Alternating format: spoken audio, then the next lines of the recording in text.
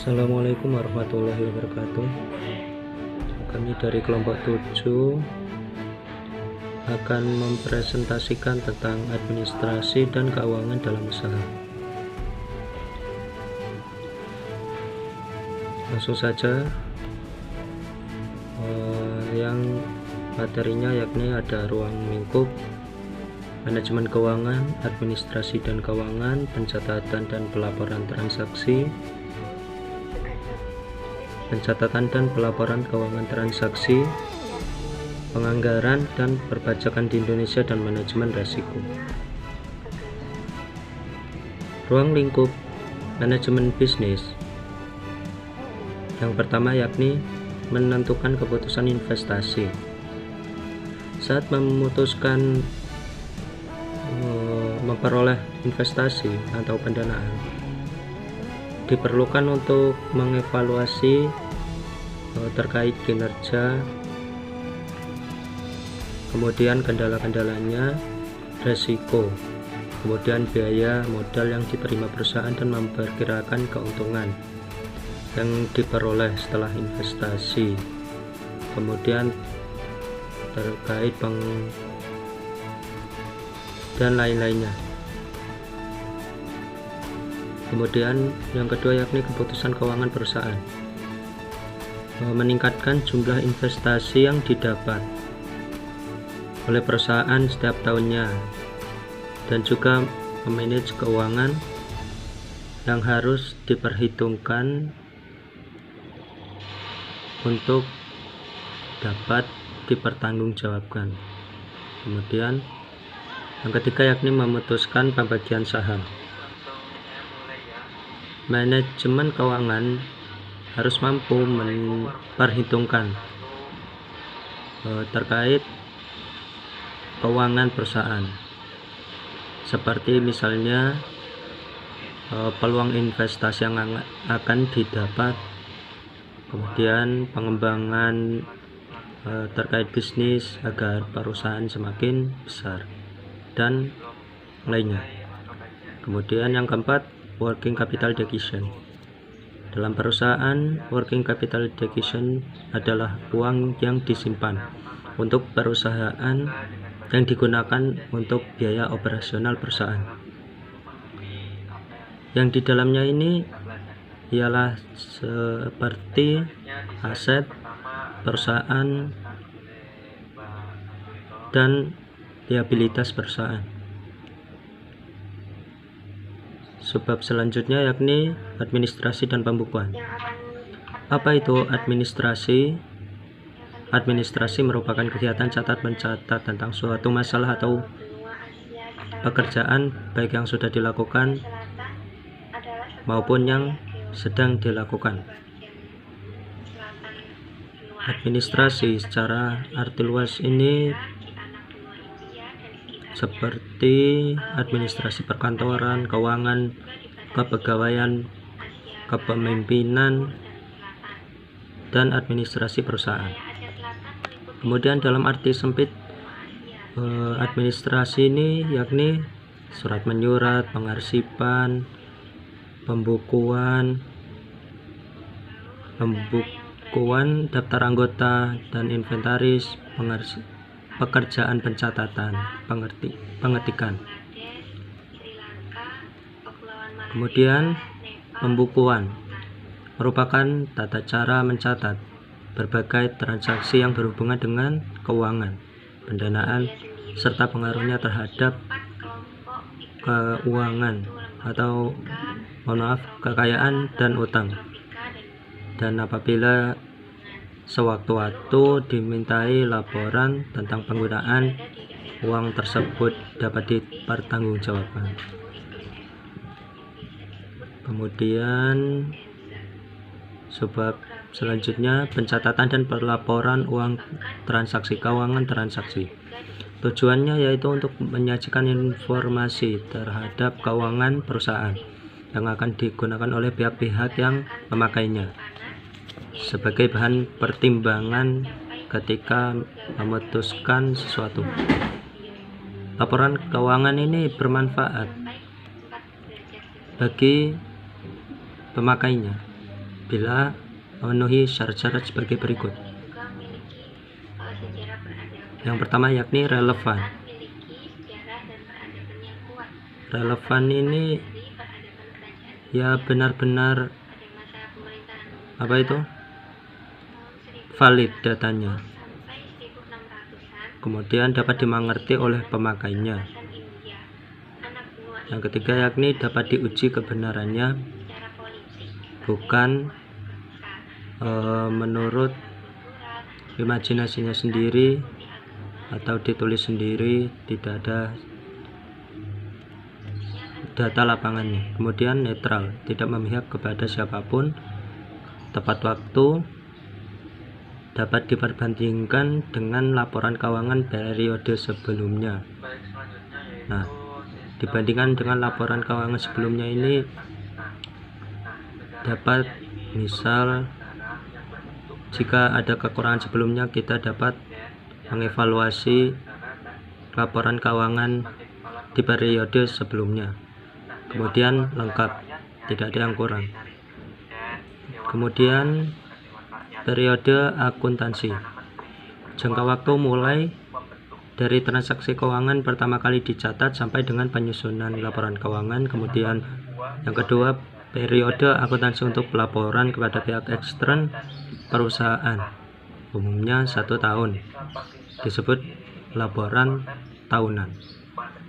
Kemudian yang ketiga, untuk pihak intern perusahaan, periode akuntansi penyusunannya ini kurang dari 1 tahun. Kemudian laporan laba rugi atau income statement. Yang pertama, laporan laba rugi ini menggambarkan tentang hasil perusahaan selama periode tertentu.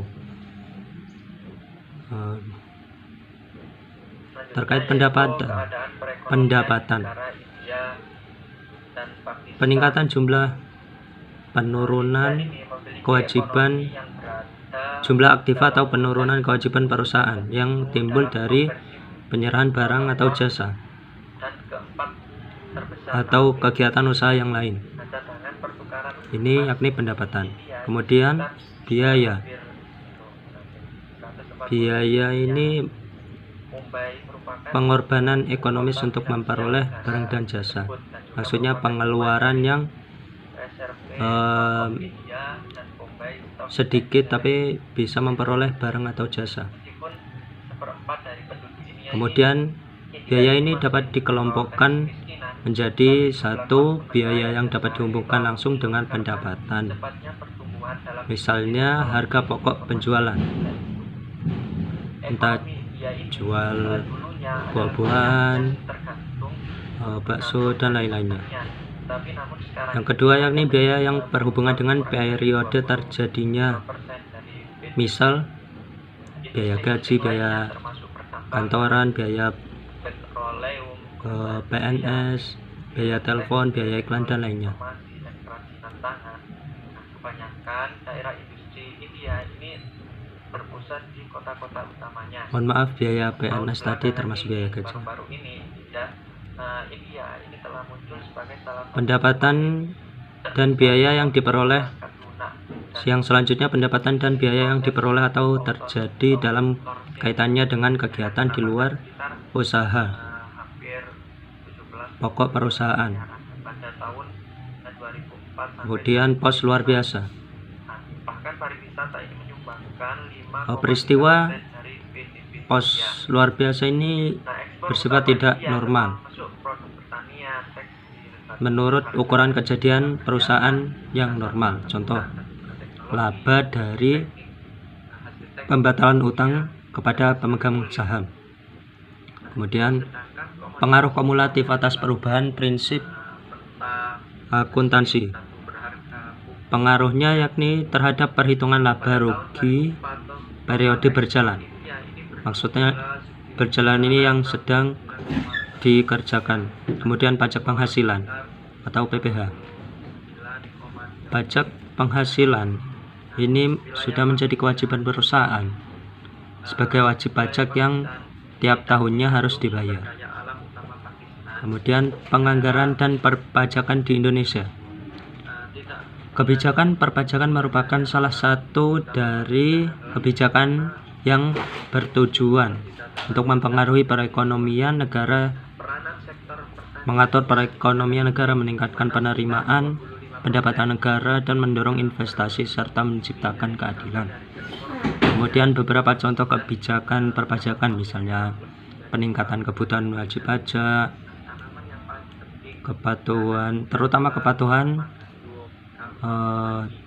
orang pribadi pengusaha atau non-karya, dan WP badan. Kemudian peningkatan tax ratio dan tax buoyancy melalui kegiatan intensifikasi peningkatan efektivitas penegakan hukum. Kemudian peningkatan atas coverage melalui penggalian potensi perpajakan pada beberapa sektor unggulan seperti pertambangan, industri, dan lainnya. Selanjutnya penguatan dan perluasan basis data perpajakan, baik data intern maupun ekstern. Subbab selanjutnya yakni manajemen risiko. Apa itu manajemen risiko? Menurut Milton C. Regan, manajemen risiko merupakan penerapan beragam kebijakan atau prosedur untuk meminimalisasi peristiwa yang menurunkan kapasitas atau kualitas pekerja perusahaan. Kemudian menurut Norsworthy, manajemen risiko merupakan usaha mengurangi risiko dalam proses pelaksanaan teknis dan pengambilan keputusan bisnis.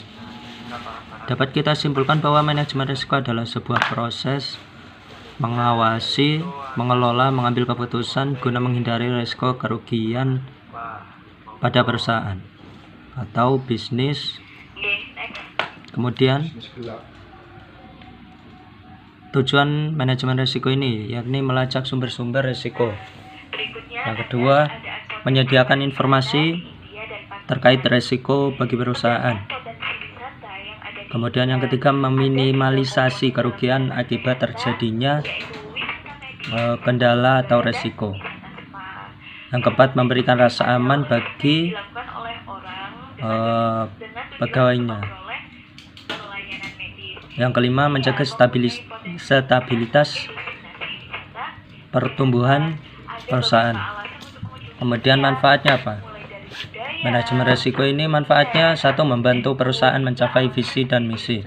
Kemudian mencegah perusahaan mengalami kolaps. Yang ketiga, meningkatkan keuntungan perusahaan. Dan yang keempat, menjaga kepercayaan kepada stakeholder. Nah, manajemen risiko ini komponennya apa saja? Yang pertama yakni sasaran analisa risiko.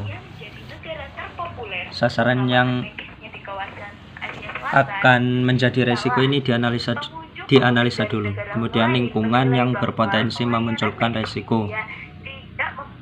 Yang ketiga, identifikasi peristiwa penyebab risiko. Yang keempat, valuasi jenis risiko.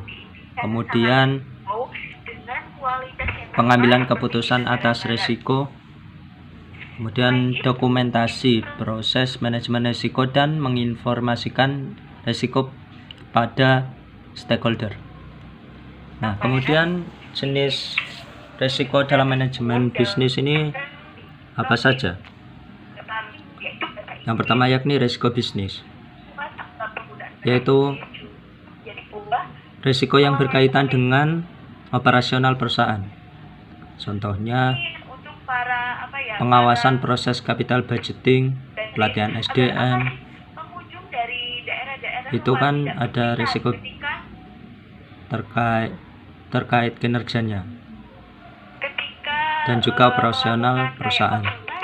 Kemudian risiko geografis, yaitu risiko akibat lokasi fisik perusahaan, misalnya lokasi rawan gempa, kurang strategis,